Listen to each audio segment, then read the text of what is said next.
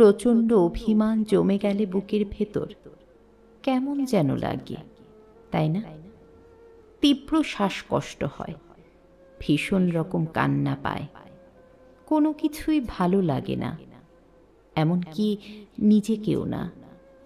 সারাদিনের সবটুকু সুখ শান্তি শুধুমাত্র অদৃশ্য অভিমানের কারণে নিমেষেই শেষ হয়ে যায়।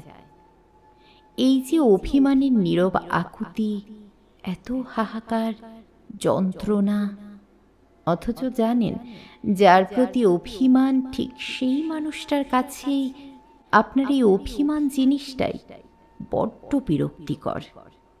দেখবেন যখনই অভিমান করবেন তখনই দূরত্ব বেড়ে গেছে। অভিমানের ভাষা সবাই বোঝে না। অভিমানে যে মানুষটা নীরব থাকে, নিজেকে গুটিয়ে নেয়, তার যন্ত্রণা সবাই বোঝে না। অভিমানে নীরব থাকাটা মানুষকে তীব্র যন্ত্রণা দেয়। দিন যত যায় অভিমানের মাত্রা বাড়তে থাকে, আর অভিমান বেড়ে গেলে অনুভূতিরাও অসহায় হয়ে পড়ে। অভিমান আপনার একান্তই ব্যক্তিগত সম্পদ, যা ভাঙানোর দায়ভার কেউ নেবে না। এর যন্ত্রণা আপনাকে ঠিক ততক্ষণ অবধি সহ্য করতে হবে যতক্ষণ না কেউ আপনার অভিমান ভাঙায়, কিংবা আপনি অভিমান ভেঙে যায়। অভিমান জমে গেলে মনটাও পাথর হয়ে যায়। মনে অভিমান জমে থাকা কতটুকু যন্ত্রণার, তা কেবল অভিমানকারী খুব ভালো অনুধাবন করতে পারে, যদি না তার অভিমান কেউ ভাঙানোর চেষ্টা করে।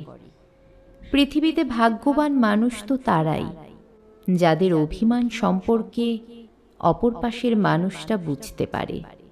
শুধু অভিমান যে করে তার কষ্টই নয়, নিজে কষ্ট পাবে ভেবে অভিমান ভাঙায়।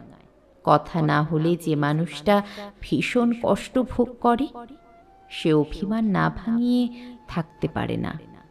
সে সম্পর্কে থাকা মানুষটার অভিমানের যত্ন নেয়, তার অভিমানের কারণ খুঁজে বের করে, আর নিজেকে ঠিক তেমন করেই বদলে নেয়, যা করলে সম্পর্কের মানুষটার অভিমানে আর কখনো যন্ত্রণা হবে না। সে আর কখনো অভিমান করবে না।